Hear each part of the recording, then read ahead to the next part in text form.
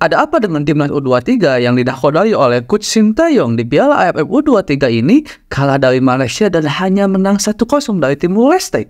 Mari kita bahas dari sudut pandang penikmat sepak bola, bukan pengamat sepak bola.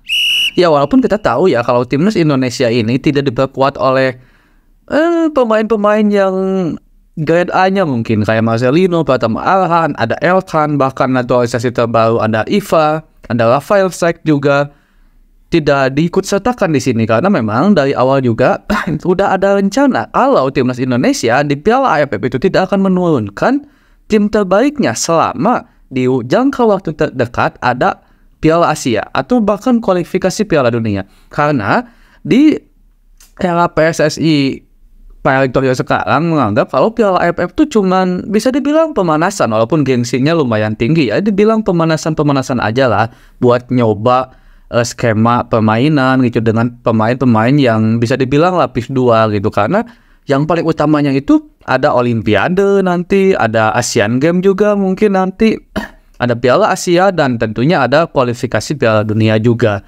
Nah itu yang akan lebih diutamakan, makanya walaupun agak sedikit tumpang tindih bilangnya nggak apa-apa lah sama pemain pelapis 2 juga, tapi di sisi lain juga beberapa orang-orang yang ada di deretan tim nasional seolah-olah nggak rela juga gitu kalau seandainya pemain intinya nggak pada bisa membela timnas itu. Kayak kemarin Rizky Ridho juga kan yang nggak diizinkan sama Coach Thomas Doll dari Persija Jakarta. Statement dari manajer timnas juga kan bilang kalau kecewa gitu. Kalau saya sih lebih setuju ya kalau seandainya kalau seandainya di Piala AFF itu nggak harus lah pakai pemain timnas yang grade A-nya gitu. Dan ini juga mungkin harus dipahami juga oleh para penonton, oleh para penikmat, oleh warga Indonesia. Jangan sampai kita menganggap udah oke nih, misalkan kita mau pakai pemain cadangan atau pemain lapis kedua di AFF, tapi para penontonnya, tapi kita warga Indonesia pengen menang sampai akhirnya dihujatlah pemain apa dan segala macamnya karena bermain kurang baik.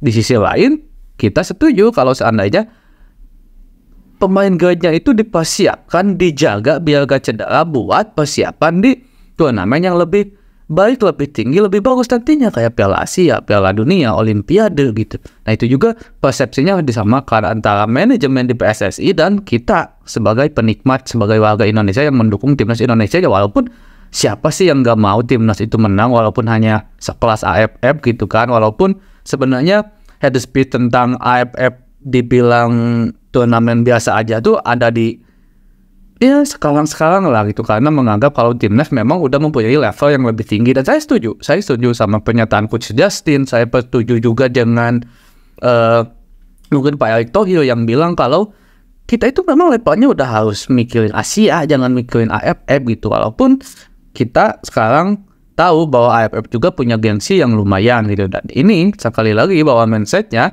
apa yang ada di manajemen harus nyampe juga di kita, dipahami oleh kita khususnya, agar kalau lihat AFF itu, jika seandainya PSSI memutuskan untuk memainkan pemain lapis 2, ya nggak apa-apa. Ini untuk mencari pengalaman, untuk bisa melihat kualitas atau menguji pemain-pemain lapis kedua jika seandainya nanti pemain lapis ke-1-nya tidak bisa main, entah itu cedera atau akumulasi kasus dan segala macamnya gitu. Dan perlu ada riset ke situ dari pihak pelatih pun. Nah, kembali ke timnas U23 sekarang, kok bisa ya pemainan timnas Indonesia walaupun nggak jelek-jelek amat sebenarnya gitu, tapi bisa dibilang kurang beruntung. Saat melawan Malaysia kita bisa dibilang unggul, penguasaan bola jauh gitu kan, bahkan di babak pertama itu sampai 70% loh penguasaan bola kita. Passing kita nyampe ke 200 kalau saya nggak salah, 200 passing lebih gitu. Dan Malaysia cuma di 80-an atau 70 waktu itu di babak pertama.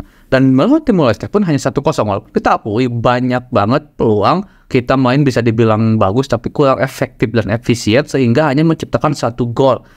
Nah, kalau dibilang kenapa, mungkin ya kita karena mungkin awalnya terbiasa untuk dinikmati oleh pemain timnas yang grade A, kayak kalau ada Arhan di U23 sekarang, ada Elkan Bakot, ada Ivan, ada Rafael, ada Marcelino juga. enak di situ ngelihat sekarang pemain yang dibawa ini, makanya mungkin kita ngerasa kok kayak gini ya timnas, padahal bisa dibilang masih cukup baik gitu kan.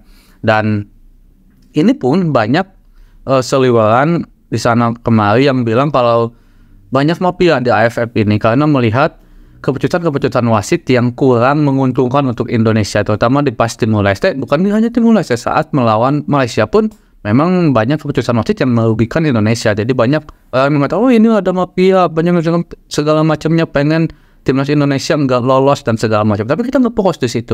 Fokus di mana permainan timnas Indonesia yang memang bisa dibilang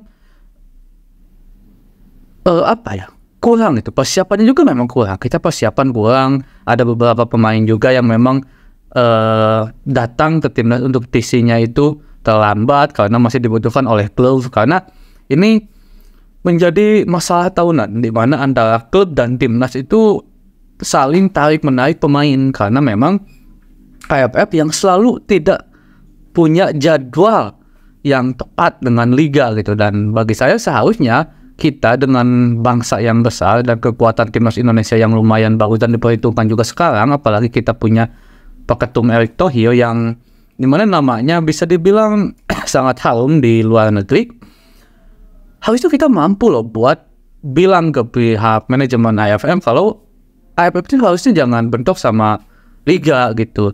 Jangan sampai liga lagi bergulir tapi AFF juga jalan. Jangan sampai kita harus ada sampai ngajak bicara pihak AFF manajemennya gitu, manajemen AFF-nya. Itu harusnya ada juga dilakukan oleh pihak Indonesia dari kita.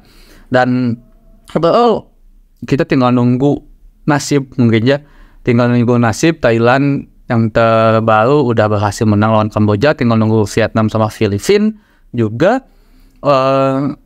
Saya yakin Indonesia bakal lolos jadi juara runner-up terbaik ke semifinal. Tapi jika harus ketemu Thailand nanti kayaknya dengan permainan seperti ini, apalagi tuan rumah, kita harus banyak evaluasi lagi lah. Dan sekali lagi kepada masyarakat Indonesia, jadikan ini tuh sebagai pelajaran untuk AFF ini. Kalau memang tidak ada target di AFF ini, jangan sampai di kesananya permainan timnas jelek, para supporter oknum-oknum di luar sana menghujat para pemain atau tim pelatih dari timnas Indonesia. Itu yang sampai nggak boleh gitu. Yang pokoknya harus dihindari lah. Kita harus baik-baik aja pokoknya. Dan semoga timnas Indonesia bisa lebih baik. Dan juga kita akan bisa melihat timnas U23 yang sesungguhnya ketika Piala Asia nanti. Karena sekarang masih pemainnya juga masih dibilang pemain lapis 2, walaupun bagi saya tidak lapis 2 banget sih. Segini udah pemain terbaik yang ada sekarang ya, di luar pemain-pemain yang nggak dipanggil dan yang nggak bisa bergabung gitu. Yang bagus-bagus kalau menurut saya, dan seharusnya memang dengan pemain yang ada sekarang pun timnas Indonesia U23 harusnya memiliki hasil yang lebih baik dari ini. Tapi semoga lebih baik ke depannya. Salam dari BLB Football, kita bahas tentang pesepak bola Indonesia dan luar negeri di kemudian hari.